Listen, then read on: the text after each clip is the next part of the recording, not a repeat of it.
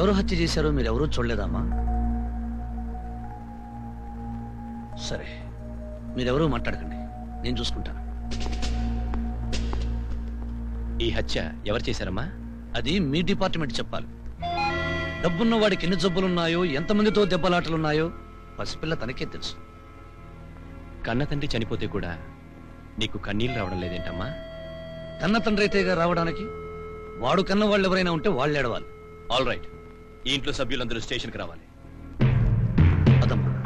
So నువ్వు మీ నాన్నని చంపి వెళ్ళిన మనిషిని చూడలేదన్నమాట? లేదు. పటేల్ గారు, రాత్రి మీరెక్కడున్నారు? నా ఇంట్లో. సాక్ష్యం ఉందా? భార్యాభర్తలు కాపురం చేస్తున్నారో లేదో ఎవడూ సాక్ష్యం తెలియనట్లే ఎవడింట్లో వాడు పడుకున్న మనిషి సాక్ష్యం ఎక్కడి నుంచి తేగలడు? I see. సుబ్బమ్మ, ఏ వ్యక్తి అయినా మెట్ల మీద నుంచి పైకి వెళ్ళాలి. నీకు అలాంటి మనిషి ఎవడైనా చూచాయిగా కనిపించాడా? అబద్ధాలు ఎందుకు గానండి, మనిషిని చూడలేదు, గొంతు మాత్రం వినపడ్డాది. ఎవరిది? ఆ పార్న కుర్రాడుదండి. నీ కూతురు గాని నాకిచ్చి పెళ్లి చేయకపోతే చంపేయగలని అరవటం వినపడ్డదండి. నీకయ్యా? సీకటడక ముందే తొంగటం, కోడిగీకి ముందే నెగటం నాకు అలవాటండి. పోలీసు వారికి అభ్యంతరం లేకపోతే ఈ మాజీ మిలిటరీ మనిషి చిన్న సలహా ఇస్తాడు. చెప్పండి. ఇల్లీగల్ గా వైకుంఠ ప్రసాద్ తో కాపురం చేస్తున్న జమున ఏ గల్లీలో ఉందో ముందు అది తెలుసుకోండి.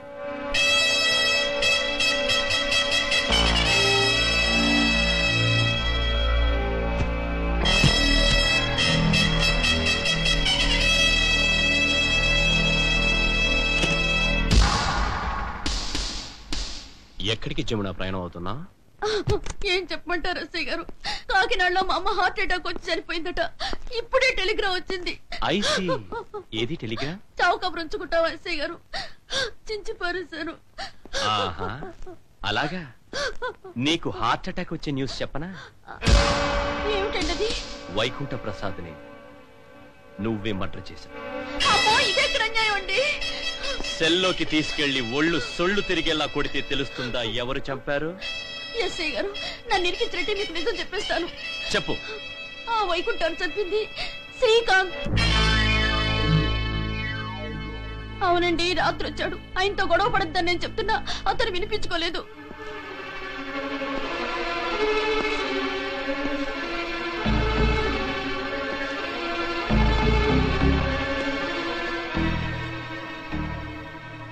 ఆ గొడవలో ఆయన్ని కాల్ చేసి పారిపోయాడు. నా పేరు బయట పెట్టుకుని ఎస్ఐ గారు, నన్ను చంపేస్తాడేమో.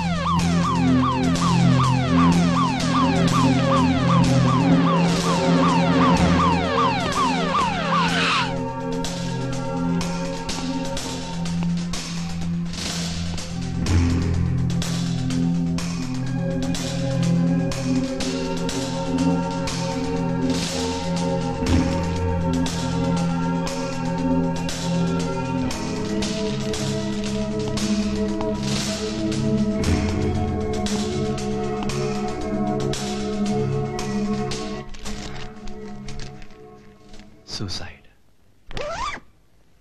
ఆ జమున నీ పేరు చెప్పేస్తుందేమో. చెప్పేస్తే నేను పోలీసుకి లొంగిపోతాను. నువ్వు లొంగిపోతే నేను చచ్చిపోతాను. వైజయంతి, అవును, నన్ను కాపాడాలని నువ్వు వచ్చావు. వైకుంఠం నీ చేతుల్లో చనిపోయి ఉండకపోతే నన్ను నిన్ను ఇద్దరిని చంపేసుండేవాడు. కానీ నేను హంతకుణ్ణి. ఆ మాట ఇంకోసారంటే మేడ మీద నుంచి దూకేస్తాను. అది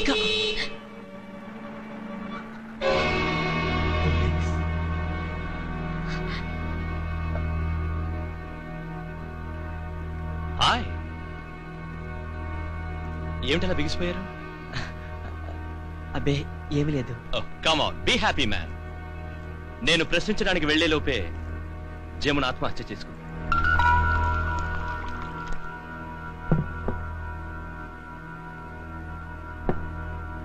అంతేకాదు, తనకు అన్యాయం చేస్తున్నాడన్న కోపంతో ఆ వైకుంఠాన్ని తనే కాల్చి చంపానని చెప్పి ఈ లెటర్ రాసి చచ్చిపోయింది. ఇక ఈ కేసు క్లోజ్ అయినట్టేనమ్మా. హ్యాపీగా మీరిద్దరూ మ్యారేజ్ చేసుకోవచ్చు. Okay, bye.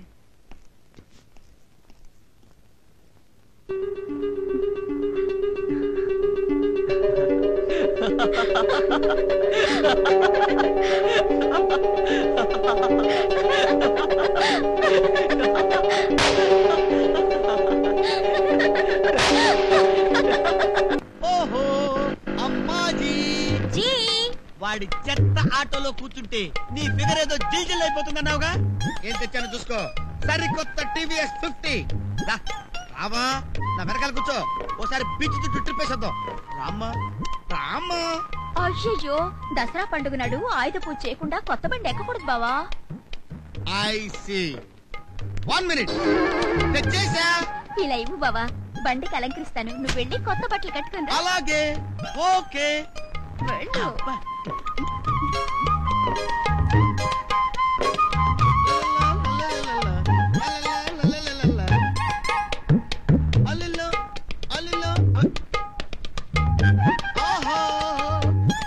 దసరా వచ్చిందమ్మా, టీవీఎస్ తెచ్చిందమ్మా.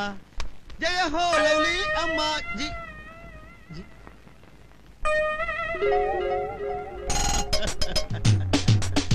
ఒరే, నీ ఫేసుకి ఆయుధ పూజ చేసుకోరా. చేసుకో, ఆయుధ పూజ చేసుకో. ఆయుధ పూజ, ఆయుధ పూజ, ఆయుధ పూజ. హలో, నా బండికి నువ్వు అలంకారాలు చేస్తావేంటి? మీరు ఆయుధ పూజ చేయరు కదా, అందుకని మా బావ మీ బండికి కూడా ఆయుధ పూజ చేసి రమ్మన్నాడు. అవును సార్, నేనే దగ్గరుండి మీ బండికి కూడా ఆయుధ పూజ చేసిన మరి పంపించాను ఆ సార్. సంగతి నవ్వుతో చెప్పొచ్చు కదా, ఏడుస్తా దేనికి? ఏంటి సార్, నా ఫేస్ ఏడుస్తున్నట్టుందా?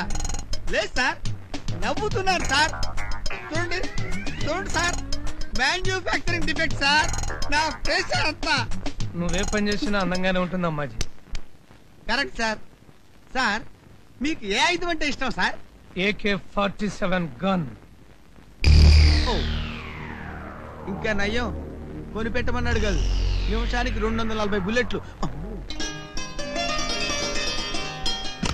నా తల్లి, ఎంతమంది కళ్ళు పడతాయో నీ మీద.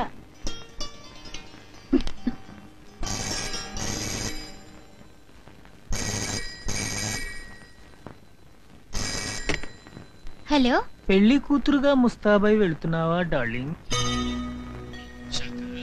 పెళ్లి చేసుకుని తిరిగి వచ్చే లోపు ఆ శ్రీకాంత్ గారిని చంపకపోతే నేను మనోజ్నే కాదు.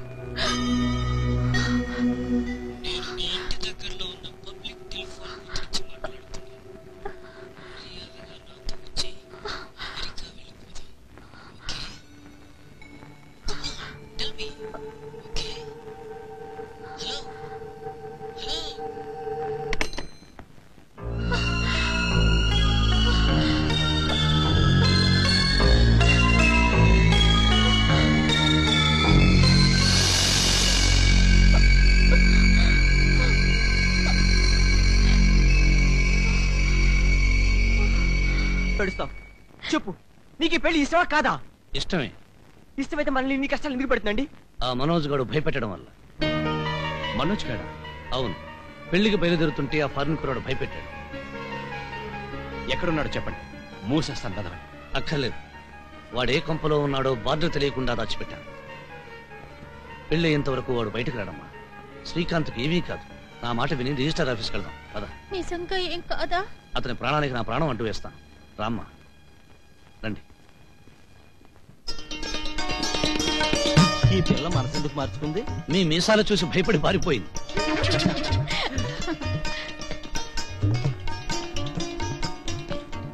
పది రోజుల పాటు ఈ ఊరిని, ఇక్కడ జరిగిన వాటిని మర్చిపోయి ప్రశాంతంగా గడిపిరామ్మా.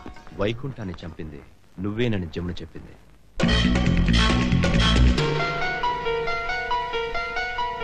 అయినా బయట పెట్టను. ఎందుకో తెలుసా? నాకు రాఖీ కట్టాల్సిన చెల్లెలు వైజయంతి కోసం. హ్యాపీగా వెళ్ళరా. Bye uncle.